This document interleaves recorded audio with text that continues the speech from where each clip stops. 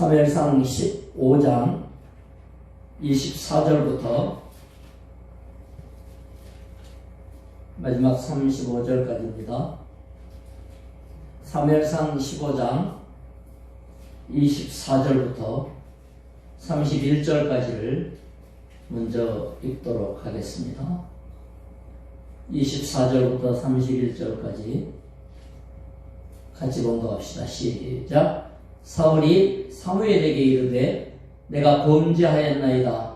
내가 여호와의 명령과 당신의 말씀을 어긴 것은 내가 백성을 두려워하여 그들의 말을 청종하였음이니이다.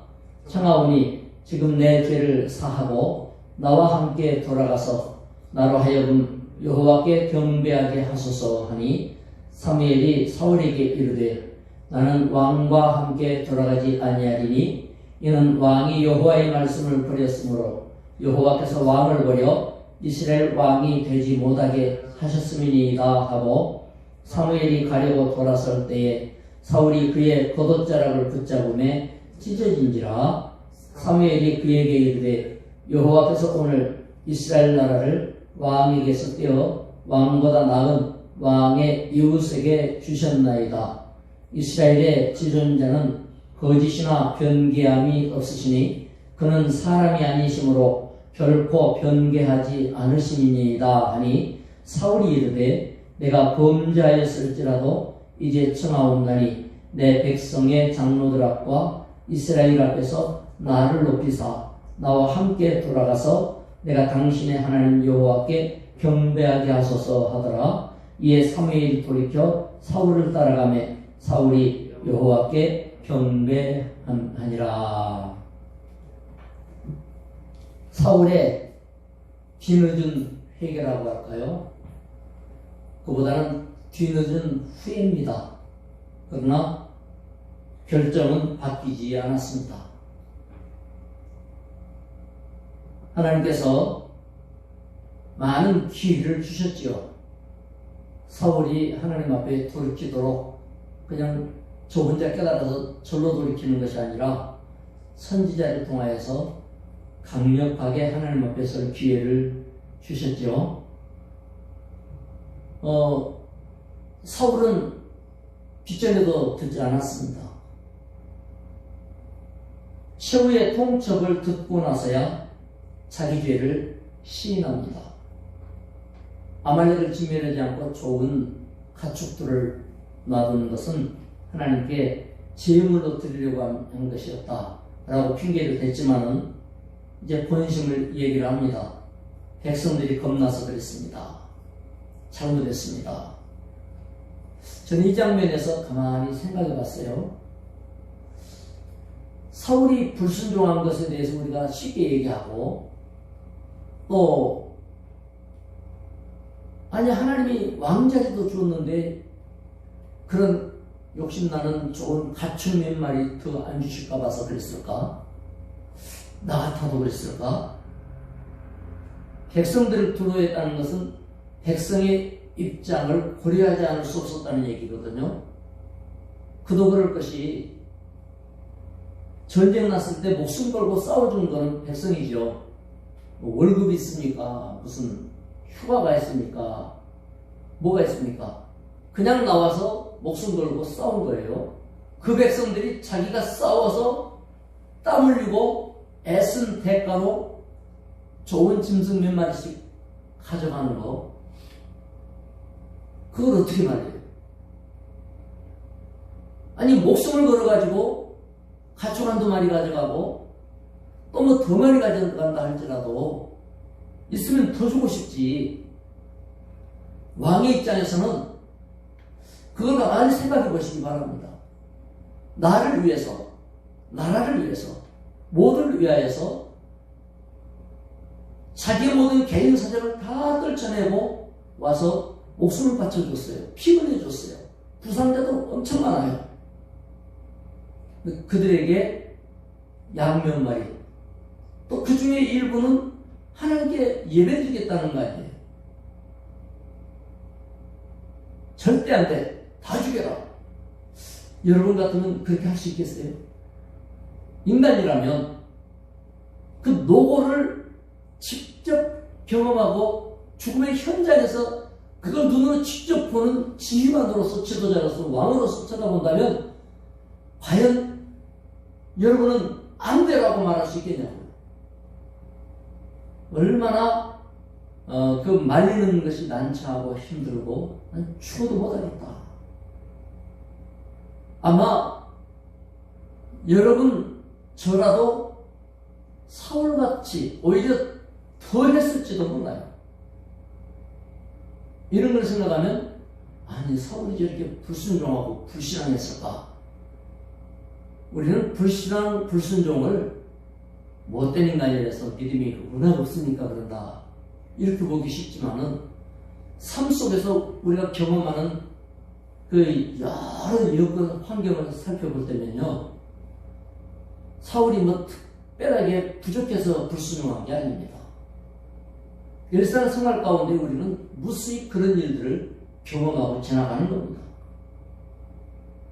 그리고 말씀은 수없이 우리를 향하여서 은혜의 길을 제시하고 죽게 돌이키도록 방향을 보여주고 있죠.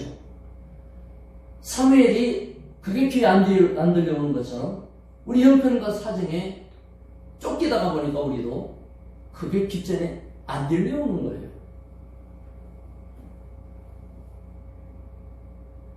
그래서 사무엘의 사울과의 관계 이야기를 쭉 우리가 살펴보고 있습니다만은 이것은 알고 보면 말씀을 날마다 경험하는 우리가 날마다 우리 일상에서 벌어지는 일이다 이렇게 보면 되겠습니다. 후회했지만 늦었죠. 회개와 후회는 다르다고 그랬습니다. 회개는 하나님께로 돌아서는 거지만 후회는 가책을 느끼고 후회해서 괜히 그랬구나, 왜 그랬지, 아휴 내가 미쳤지. 이 후회하는 것, 구약의 대표 선수 두 사람을 뽑으면 이스라엘을 저주하고 부름받아가고 이렇게 이스라엘을 타락하게 만들었던 발람 선지자, 후회했죠. 의인처럼 평가받고 의인같이 죽기를 원했지만은 여호수아가 전국전쟁할 때 비참하게 죽였어요. 또 한 사람은 사울이에요. 신약의 대표 선수는 가룟 유다, 예수 십자가 못 박히도록 팔아먹고 나서 얼마나 땅을 치고 후회했습니까? 그 돈을 갖다 주면서 그 돈을 자기가 갖지도 않았어요. 갖다 줬어요. 안 받으니까 버렸죠. 그 돈을. 스승판 돈을 뭐 어떻게 쓰겠어요? 어떻게 하겠어요? 그러나 버림받았죠. 우리는 후회하는 일이 많아요. 보통 그럽니다. 후회할 일은 하지 말고 살자. 아유, 그러면 얼마나 좋겠어요. 후회할 일 안 하고 살면 참 좋겠는데 사람이 그렇게 볼품없고 약합니다. 그래서 우리는 감사할 것은 회개의 길이 열렸다는 점에서 감사하는 거죠. 후회도 좋은 거지만 회개가 길이죠. 하나님의 결정이 확정됐을 때 사무엘이 이제 더 이상 사울과 같이 할 일이 없죠. 돌아서려고 하니까 어쩌라고 붙잡고 얼마나 강력하게 요구하고 강력하게 뿌리쳤으면 사무엘의 옷이 찢어져 버렸어요. 사무엘은 그 옷 찢어진 것을 증표로 말하는 거예요. 이게 찢어진 것처럼 왕과의 관계는 하나님께서 다 찢겨서 원상이고 불가다. 그때 사무엘이 무슨 얘기하냐면 내 체면이라도 좀 살려주세요. 지금 예배드리러 가다가 사무엘이 가버리고 왕만 가면 안 되지 않습니까? 백성들 앞에서 비밀로 하고 같이 가서 함께 예배는 드려주실 수 없습니까? 사무엘이 가서 같이 예배를 드렸죠. 그래서 백성들은 내막에 무슨 일이 있는지 아무도 몰라요.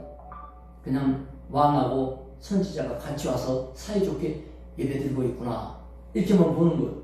우리가 부부싸움 할 때 보면 아웅다웅하고 또 형제들도 뭐 아웅다웅하고 그러는 다른 사람들 앞에 나설 때에는 아무렇지도 않은 듯이 그렇게 나서기도 하고, 이런 건 일상이지 않습니까? 하나님께도 그러시기란 말이에요. 한마디로 말하면 내용은 빠져버리고 거칠에만 잘 해가지고선 잘 믿는 것처럼, 기도하는 것처럼, 열심히 믿는 것처럼, 주님 사랑하는 것처럼 신앙이 되거나 되지 않아요. 진짜로 하나님 사랑해야 돼요. 진짜로 기도해야 돼요. 진짜로 믿어야 돼요. 진짜로 순종하고 진짜로 하나님을 봉사하여 섬겨나가고. 할렐루야.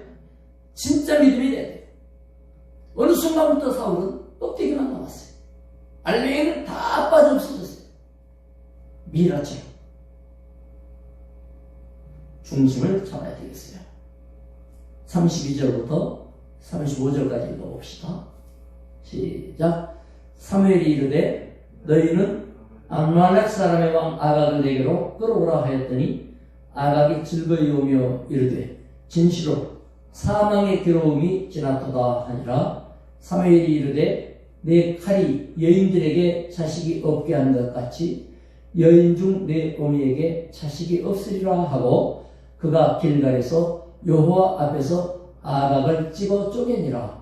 이에 사무엘은 라마로 가고 사울 기브아 자기의 집으로 올라가니라. 사무엘이 죽는 날까지 사울을 다시 가서 보지 아니하였으니 이는 그가 사울을 위하여 슬퍼함이었고 여호와께서는 사울을 이스라엘 왕으로 삼으시는 것을 후회하셨더라.